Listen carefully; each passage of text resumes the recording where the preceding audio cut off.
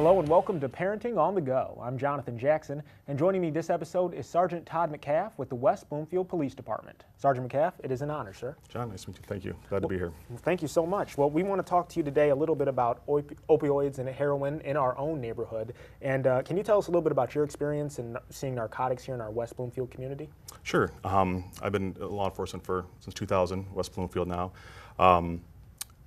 Basically, last couple of years, I've noticed an increase in overdoses we responded to.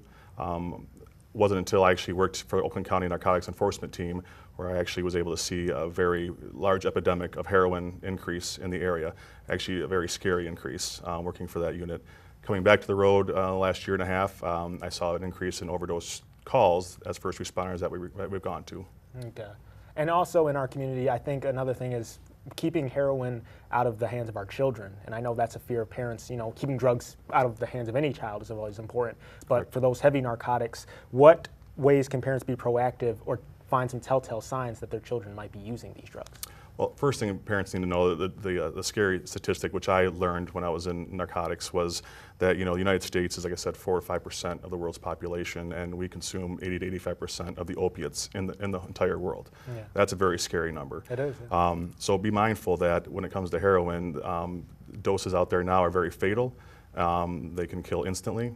And when it comes to the home life, pay attention to your children more. Watch their behavior. And as a parent, you definitely know your child's behavior more than anybody else. So you'll notice if their hygiene starts becoming less desirable. They start getting extremely thin, their friends start changing, grades start to decrease, stuff of that nature, greasy hair, just all over poor hygiene and behavior, irritability, feeling sick all the time because they're having withdrawals.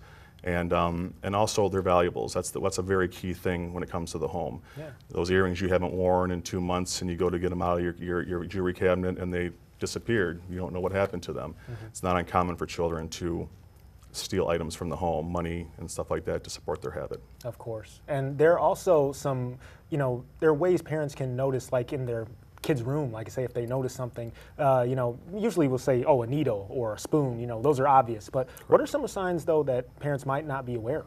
Right, obviously, you come across a needle or a spoon that's burnt, which I have here right now to show real quick. Yeah. Those are obviously telltale signs of heroin use, used for a lighter to burn. But there's a lot of things that the parents might come across and they think to themselves, what is this? And then just throw it away.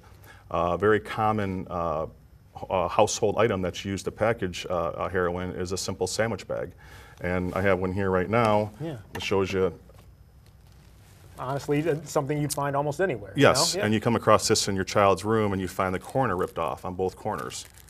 That's a telltale sign of a heroin. They purchased heroin and it came in a package like this in the corner, called corner ties. Corner, okay. You might find those in a bathroom, and you might find them in a garbage can in their room and just think nothing of it.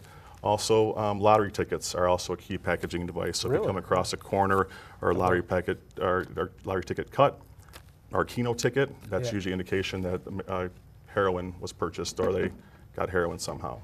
All right. So those are some items. No, I totally agree. Those are definitely things we should look out for. But there are also even prescription drugs in the home, or those that you use for a while, but then maybe you're done with your painkillers or something. How can parents carefully get rid of those items and dispose of them properly?